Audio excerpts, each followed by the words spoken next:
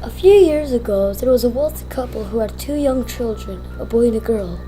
The family lived in a large house in Newport Beach, California. After taking of their kids all week, the mother and father decided they needed a break, so they booked a table for a dinner at a nice restaurant.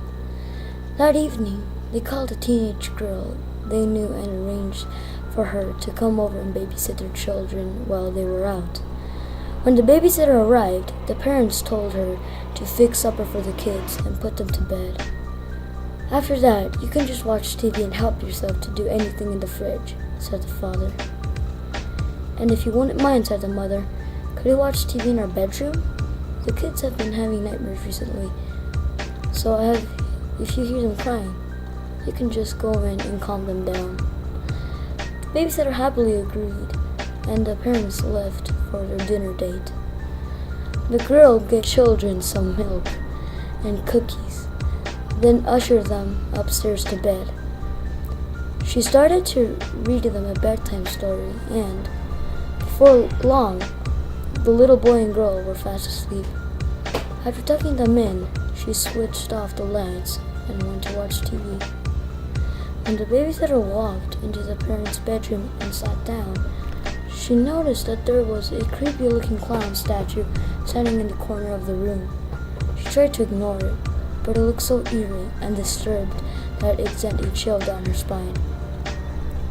She felt as though its eyes were staring straight at her while she watched TV. As time passed, the babysitter started to feel more and more uneasy about the clown statue. Whenever she glanced at it, she got the unsettling feeling that it moved, ever so slightly. Finally, the clown statue began to freak her out so much that she couldn't handle it any longer.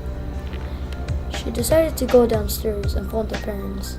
When she dialed the number they had left for her, the mother answered. "Hi, it's me," said the babysitter. "Everything's fine. The kids are fast asleep in bed. I was just wondering, would it be okay if I watched TV downstairs?" "Of course," replied the father, "but why?" "It sounds silly," laughed the girl, "but the clown statue is really creeping me out." "The clown statue?" asked the father. "Yeah, the clown statue in your bedroom," the girl replied. The phone went silent for a moment. "Listen to me very carefully," said the father.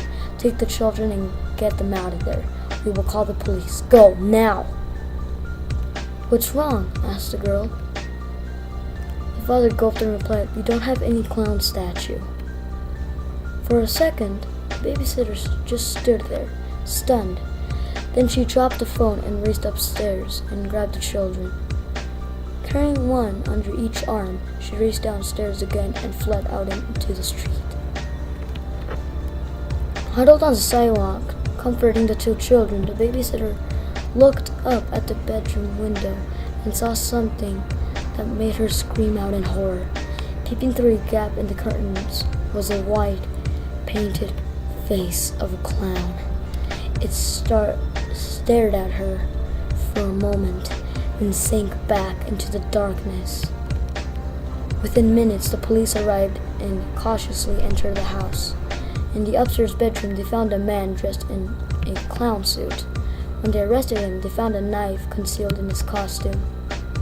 The clown turned out to be mentally disturbed midget who was a convicted murderer and cold-blooded killer. The evil man was been stalking the family for months, lurking in their attic during the daytime and come out to sneak around the house at night. For weeks, the children had been complaining about a clown statue that stood in their room and watched them sleep, but their parents just dismissed this as nightmares.